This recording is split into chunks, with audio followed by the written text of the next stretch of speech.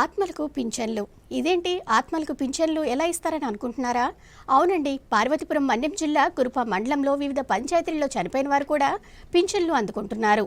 కురుప మండల పరిషత్ కార్యాలయంలో జాతీయ గ్రామీణ ఉపాధి హామీ పథకం నిధులతో చేపట్టిన పనులపై బుధవారం నిర్వహించిన సామాజిక తనిఖీలో ఈ విషయం వెలుగు చూసింది. అవ్వ తాతలకు, దివ్యాంగులు, వితంతులకు చేయూత అందించేందుకు రాష్ట్ర ప్రభుత్వం ఎంతో ప్రతిష్టాత్మకంగా పింఛన్లు అందిస్తుంది. వారికి పింఛన్లు అందించవలసిన అధికారులే నిర్లక్ష్యంగా వ్యవహరించి చేతివాటం ప్రదర్శిస్తున్నారు. చనిపోయిన వారి పేర్లు రికార్డులలో నమోదు చేసి పెన్షన్ సొమ్మును నొక్కేస్తున్నారు. పార్వతీపురం మన్యం జిల్లా కురుపం మండల పరిషత్ కార్యాలయంలో జాతీయ గ్రామీణ ఉపాధి హామీ పథకం నిధులతో చేపట్టిన పనులపై బుధవారం నిర్వహించిన సామాజిక తనిఖీలో ఈ విషయం వెలుగు చూసింది. కురుపం మండలంలో 23 పంచాయతీలలో చనిపోయిన వారి పేరిట పింఛన్లు పంపిణీ చేసినట్లు సోషల్ ఆడిట్ లో అధికారులు గుర్తించారు. నీలకంఠపురం పంచాయతీతో పాటు పలు పంచాయతీలలో మృతి చెందిన వారికి కూడా పింఛన్లు పంపిణీ చేసినట్లు రికార్డులు ఉన్నాయి.